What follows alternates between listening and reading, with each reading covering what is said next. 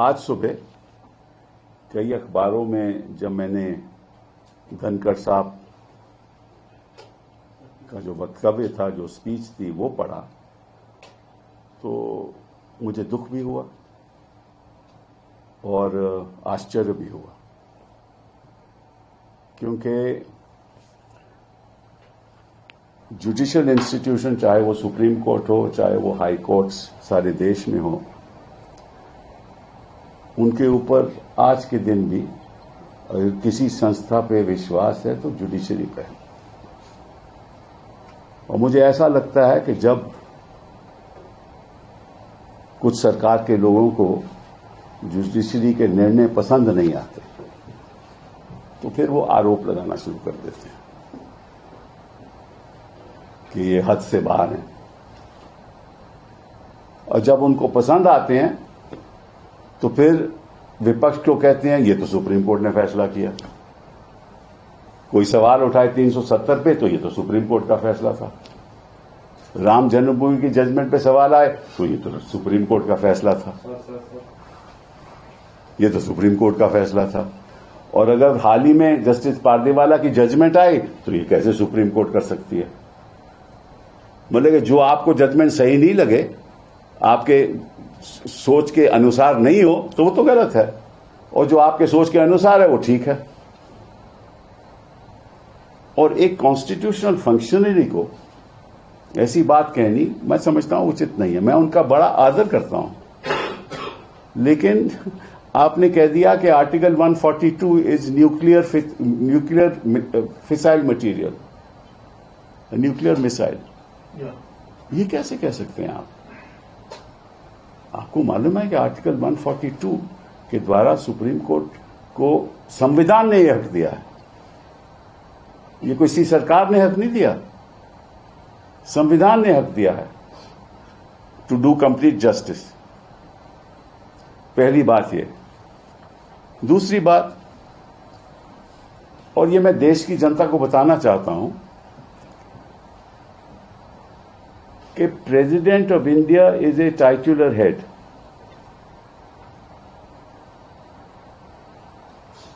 जब प्रेसिडेंट अपनी फंक्शंस करती हैं, वो कैबिनेट की एडवाइस के अनुसार करते हैं। The president acts on the aid and advice of the council of ministers. The governor of a state acts on the aid and advice of the Council of Ministers in the state। कि अगर कोई विधेयक पारित होता है तो governor के पास जाता है। गवर्नर, संविधान ने हक दिया है, गवर्नर कमेंट्स करके वापस भेज सकता है विधेयक को, और फिर अगर दोबारा पास कर दे लेजिस्लेचर, असेंबली पास कर दे, तो गवर्नर को साइन करना पड़ता है। ये संविधान कहती है। गवर्नर यह भी कर सकता है कि कोई विधेयक को वो प्रेसिडेंट को भेज दे अपने कमेंट्स के साथ कि मुझे ये सही नहीं लगता,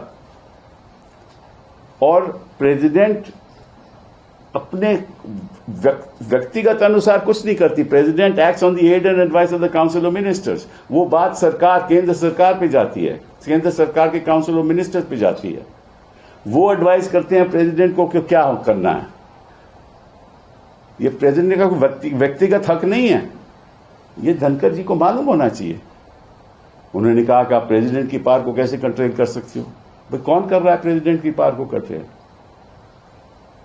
मैं उदाहरण के तौर से आपको बताना चाहता हूं कि एक गवर्नर के पास विधेयक जाए और वो 2 साल वहां पड़ा रहे, वो अहम विधेयक हो कि जिसकी जनता के प्रति कई चीजें करनी हो, तो गवर्नर क्या बैठ सकता है? 2 साल बैठ सकता है उस मामले में, और कोर्ट को कोई अधिकार नहीं है कुछ करने का। This is in fact an intrusion on the supremacy of the legislature. ये तो उल्टी बात है।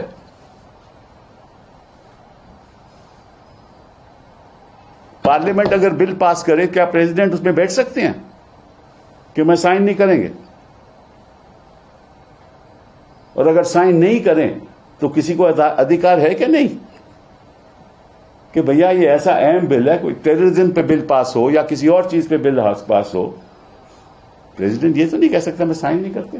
हाँ, कमेंट्स लेके वापस भेज सकते हैं, दोबारा पास हो, president has to sign. That ये तो संविधान की परंपरा है, ये अदालतों ने डिसाइड कर लिया है ऑलरेडी।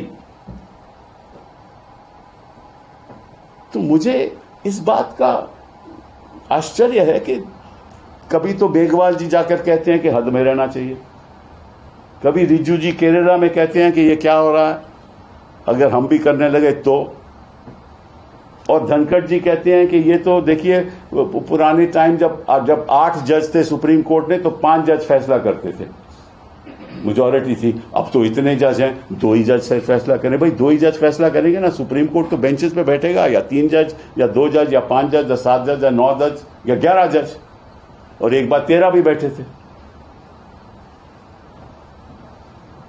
तो सुप्रीम कोर्ट तो ऐसे ही फैसला करती है ना, 2 जज फैसला करें सारे देश को मानना पड़ता है, 3 करें सारे देश को मानना पड़ता है। सुप्रीम कोर्ट होती है। आपको याद है जब इंदिरा जी के इलेक्शन का फैसला आया और उनको अनसीट किया गया, तो सुप्रीम कोर्ट के मामला आया कि स्टे क्या देना चाहिए, किस जज का फैसला था, एक जज का, जस्टिस कृष्णा अय्यर, याद है आपको? तब धनखड़ जी सब ठीक था, क्योंकि अब 2 जज का फैसला है वो गलत है, क्योंकि सरकार के पक्ष में नहीं है। बट कृष्णा अय्यर का फैसला बिल्कुल ठीक था, वो तो एक जज थे। तो ये किस किस्म की बातें हो रही हैं पब्लिक डोमेन में? मुझे तो, मैं सोच भी नहीं सकता।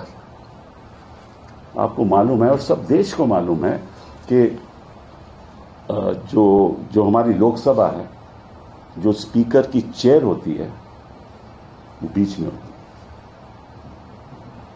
है, एक तरफ ट्रेजरी बेंचेस, दूसरी तरफ विपक्ष, और उनको कहते हैं speaker of the house, not speaker of one party, speaker of the house. और वो वोट भी नहीं करते किसी बिल पे। वोट तभी होती है जब टाई हो, उस सिचुएशन में the speaker can, but he may vote on any side. यही मामला चेयर अपर हाउस का है। You are equidistance between the opposition and the ruling party, and everything that you say must be equidistant from that. No chairman, no speaker can be the spokesperson of a party. ये तो नहीं हो सकता ना। मैं ये नहीं कहता कि ये हैं, but no speaker in principle can be the spokesperson of any party. और अगर ऐसा लगता है तो फिर वो चेयर की गरिमा कम हो जाती। हम तो चाहते हैं कि निष्पक्ष तरीके से काम हो। अभी धनखड़ जी कहते हैं देखिए इतने डिसरप्शन होता है पार्लियामेंट में। वो मुझे याद है सुषमा स्वराज जी जब और अरुण जेटली जी जब डिसरप्शन करते थे तब तो किसी को तकलीफ नहीं थी। तब तो जेटली साहब कहते हैं this is part of parliamentary practice. ये तो मतलब कि देखिए ऐसा है, जब आपके प्रेसिडेंट जी स्पीच पढ़ती हैं पार्लियामेंट में शुरुआत के सेशन में, तो स्पीच कौन लिखता है? प्रेसिडेंट लिखता है या लिखती हैं? स्पीच तो कैबिनेट लिखती है ना, काउंसिल ऑफ मिनिस्टर्स पास करते हैं ना। जो भी वक्तव्य देना हो एज अ गवर्नमेंट, हर चीज पे साइन प्रेसिडेंट का होता है, लेकिन फैसला काउंसिल ऑफ मिनिस्टर्स का होता है।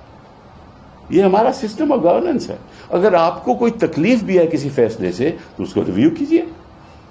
उसकी रिव्यू एक तरीका है ना, रिव्यू डालिए। अगर रिव्यू ठीक नहीं होता तो आगे भी हो सकता है। और अगर आपको लगता है कि इसमें बड़े कोई प्रॉब्लम्स आ जाएंगी तो आर्टिकल 143 के अंतर्गत आप एडवाइजरी ओपिनियन ले लीजिए सुप्रीम कोर्ट से। एडवाइजरी ओपिनियन ले लीजिए सुप्रीम कोर्ट से, ये भी आपको रास्ता है। और अगर इनके पास तो बड़े बड़े वकील, ऐसे काबिल वकील हैं जो हम बता देंगे इनको क्या करना क्या नहीं चाहिए। लेकिन एक ऐसा वक्तव्य देना कि अब आर्टिकल 142 इज